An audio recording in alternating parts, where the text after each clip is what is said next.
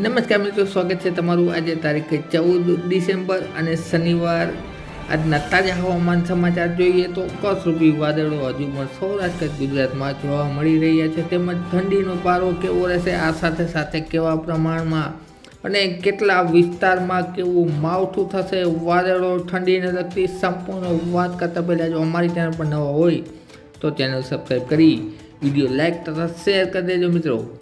તારીખ 15 ડિસેમ્બર અને રવિવારની વાત કરીએ તો એક મજબૂત પશ્ચિમ વિક્ષોભ છે એ પશ્ચિમ તરફથી આવી રહ્યું છે, પરંતુ આ મજબૂત પશ્ચિમ વિક્ષોભ છે એ નીચે તરફ એટલે કે એમ કહી શકાય કે ઉત્તર ગુજરાતના મેદાની પ્રદેશોમાં આવી શકે એમ નથી, ફક્ત જમ્મુ કાશ્મીરની આસપાસ ટકરાય તેવી શક્યતા રહેલી છે. જેના હિસાબે આ મજબૂત પશ્ચિમી વિક્ષોભ હેઠળ છે અમુક વિસ્તારમાં માવઠું અને ઝાકળ વરસાદ જોવા મળશે. જેના હિસાબે હજુ પણ ઠંડીનો માહોલ છે એ યથાવત રહેશે. ઠંડીની વાત કરીએ તાપમાનની તો મહત્તમ તાપમાન બપોરના સમયનું હાલ જોવા મળી રહ્યું છે, જેમાં જૂનાગઢનું તાપમાન 15 ડિગ્રી, તેમજ સાથે સાથે રાજકોટ 14 ડિગ્રી, આ સાથે સાથે બોટાદ, ભાવનગર 16 ડિગ્રી, તેમજ જામનગર 16 ડિગ્રી.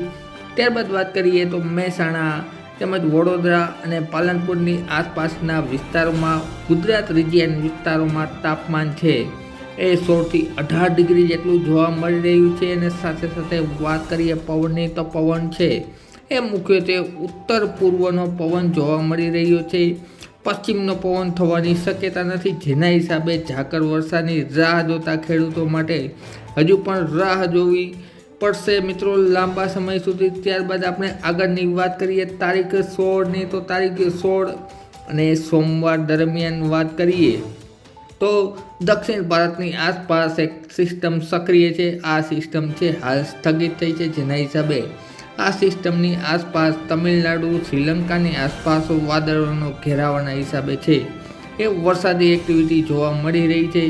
જ્યારે અન્યત્ર વિસ્તારમાં છે એ વાતાવરણ છે એ શુષ્ક જોવા મળી રહ્યું છે. હાઈ પ્રેશર છે એ સારામાં સારું એક્ટિવ છે ઉત્તર ભારતમાં, જેના હિસાબે ઠંડીનો પારો છે એ સારો જોવા મળી રહ્યો છે સૌરાષ્ટ્ર ગુજરાત સહિત ઉત્તર ભારતના મેદાની વિસ્તારમાં.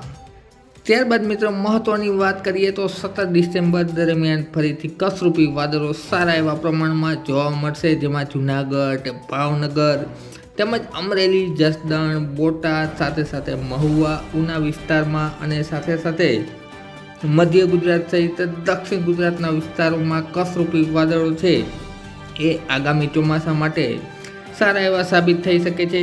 જુલાઈ એન્ડમાં વરસાદના રાઉન્ડ છે. આમ તો વાત કરીએ તો સમગ્ર જુલાઈ મહિના દરમિયાન સારી એવી વરસાદી એક્ટિવિટી 2025 ચોમાસામાં જોવા મળી રહી છે.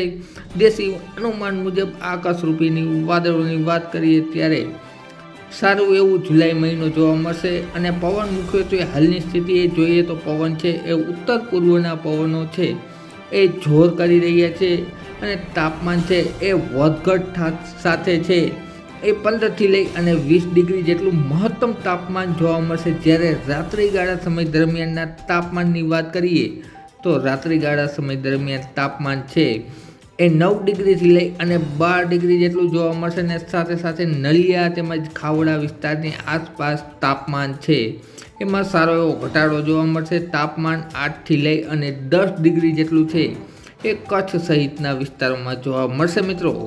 ત્યારબાદ મિત્રો મહત્ત્વની વાત કરીએ તો તારીખ 22 ડિસેમ્બર આસપાસ દક્ષિણ ભારતમાં રહેલી સિસ્ટમ પશ્ચિમી વિક્ષોભના હિસાબે છે ઉત્તર તરફ ગતિ કરશે, જેના હિસાબે ઘણા વિસ્તારોમાં છે એ માવઠું જોવા મળશે. ખાસ કરીને હૈદરાબાદ, ભુવનેશ્વર, નાગપુર આસપાસના વિસ્તારોમાં, રાયપુર તેમજ સોલાપુરના વિસ્તારોમાં છે એ મહારાષ્ટ્ર સુધી આ માવઠાની અસર જોવા મળશે.